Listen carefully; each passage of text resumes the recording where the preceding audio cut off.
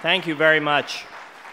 I want to begin tonight by saying as simply and as clearly as I possibly can, no one was more proud or more honored to be in the fight with you to defeat Proposition 8 than we were at the Human Rights Campaign. And know this too, no matter where this fight is headed, we will go there with you again and proudly. Now, having said that, let's make this the night that we turn a corner.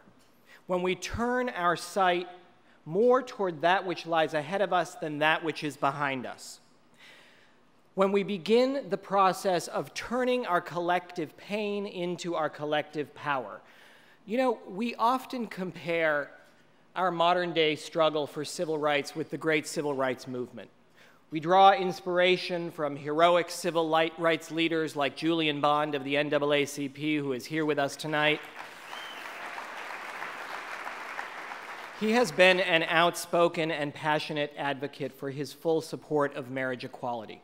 But if that is the case, then more than just drawing inspiration from that time, we have got to remember what it took to forge social change and never forget it. 44 years ago this week, thousands of civil rights pioneers marched across the Edmund Pettus Bridge in Selma, Alabama, with Martin Luther King. They marched because while slavery had ended nearly 100 years before, African Americans were still prevented from their basic right to cast a vote, prevented from exercising that right by senseless violence and intimidation. And so, people who had lots of heart but not a lot of resources in that fight woke up that morning and knew. They just knew that they had to march over that bridge. And so they went, knowing that they may never return, that they might die on that bridge that day, and that even if by some miracle they won the day, they might never, ever live to see those long overdue rights conveyed to them. To win full equality, both here in California and across this country, will require the same kind of senseless, selfless determination from everyone in this room and every single member of our community all across this country.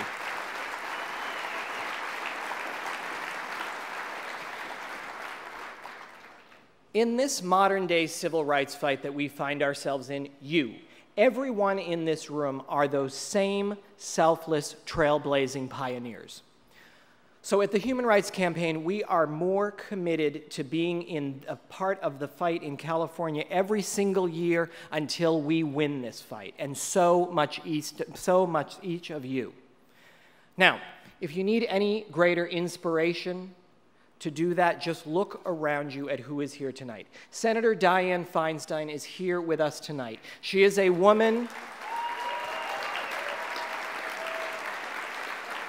She is a woman whose life is defined by public service and who proudly took to the airways to call out our opponents in Proposition 8 for the lies that they told about our community towards the end.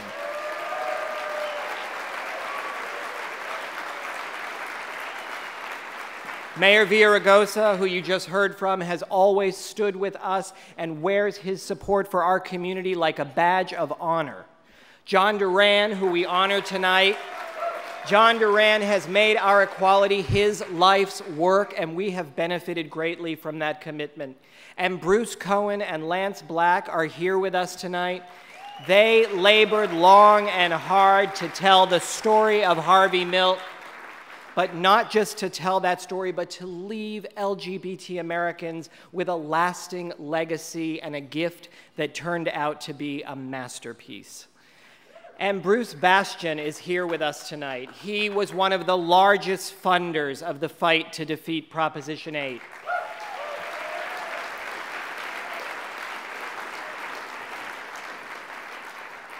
He is from Utah. And he continues to courageously shine a light on the hypocrisy and the lies that define the role of the Mormon Church in this fight.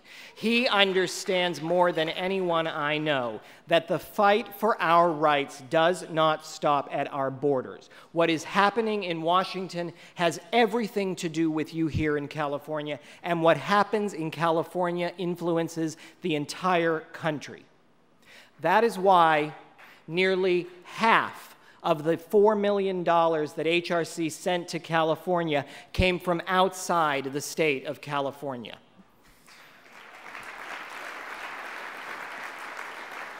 And speaking of Washington, because of your support, because you continue to stand with us this year, we will finally pass an inclusive Matthew Shepard's hate crime bill.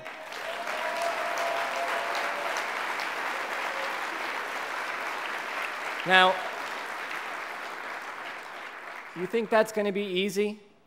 The last time we took this fight on, our opponents launched a campaign telling religious leaders that they could be arrested for what they said from the pulpit if this bill passed. We met them at every turn. We unleashed our ground troops, we answered their lies and deceptions, and we won. And this year, we will win by an even bigger margin. And at long last, President Obama will proudly sign that bill into law.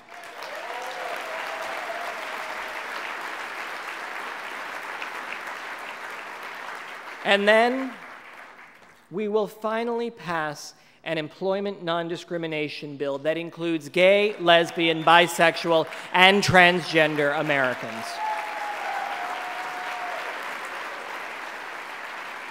And even though we did not start that journey where we wanted to, we have spent the last year educating and inspiring members of Congress that a bill that protects our entire community is ultimately the only bill that will go to this president's desk. And thanks to all of you and your hard work, that will happen as well. We're also going to advance a series of bills that will finally address the economic and social inequities that we face on a number of fronts, from legislation that will finally extend domestic partnership benefits to federal employees, to a bill that would remove the unfair tax that we all pay on domestic partner benefits.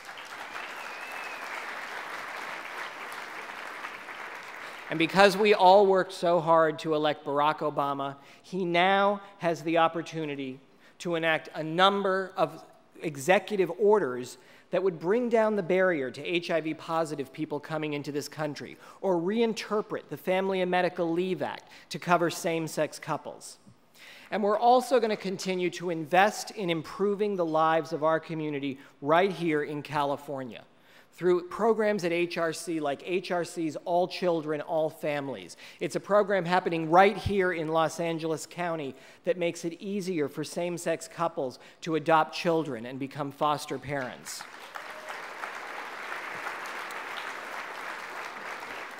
So at the Human Rights Campaign, where there are more opportunities than ever before to advance equality for our community, we are going to keep fighting and working for all of you.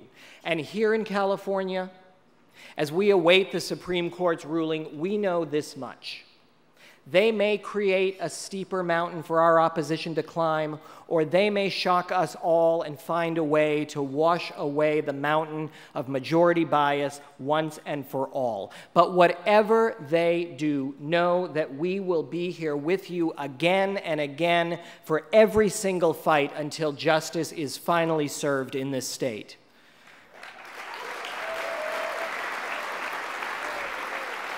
As the mayor just said, no fundamental right should be put to a popular vote, and one day California and then the entire nation will realize the depth of their constitutional sins.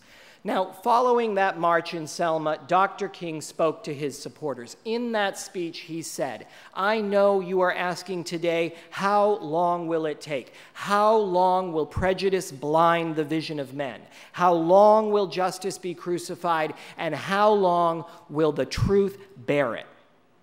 His answer is as true today as it was then. How long? Not long, he said, because no lie can live forever. Because truth crushed will rise again. And in those words that have come to represent the hope for a better America for all of us, because the arc of the moral universe is long, but it bends towards justice. Thank you all very much for all that you do to support the Human Rights Campaign.